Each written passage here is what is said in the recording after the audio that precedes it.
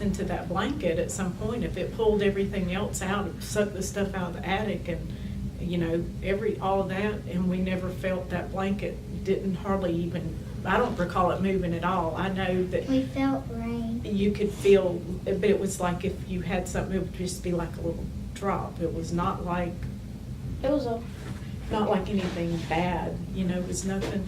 And in the room, right beside, like where in Sawyer's room, there was actually a piece of something that came all the way through his wall and the bathroom wall, not far. It was in between where that first switch is by the bathtub, in between the tub and that light switch, something come through there enough to come all the way through 2 layers of sheetrock. Right.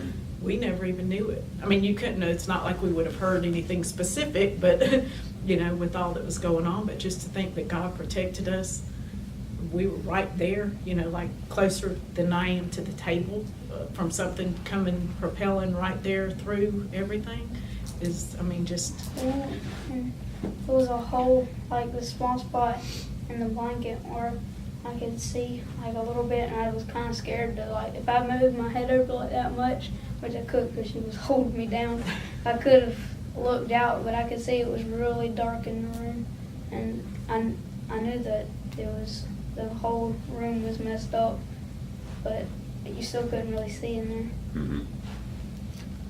when we thought it was over though, and it like got still and sort of like, I guess, quiet, then I went to like look and to try to think that, you know, that it was over, and I don't know how long that it lasted, but we were actually in the eye of the thing, because it came, and I didn't know there was an eye. I just thought the thing had like went over us, and then it turned around and came back, and I was thinking, no, you know, we made it, you know, and you're gonna come back and hit us again, you know.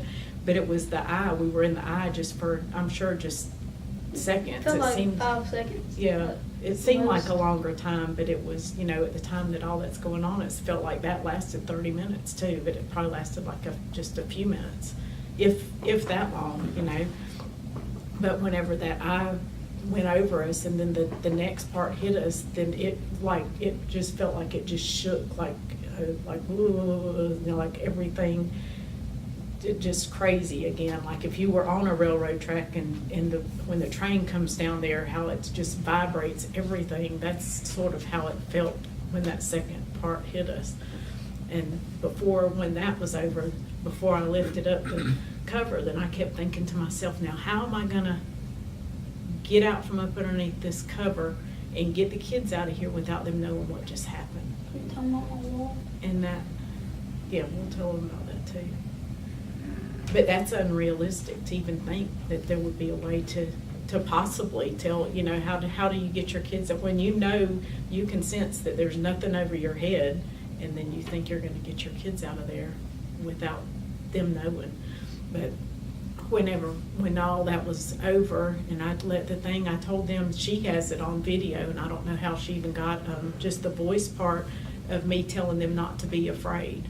Like I said, don't be scared or don't be Don't be afraid. afraid. And I was thinking about the Bible verse, you know, do not be afraid.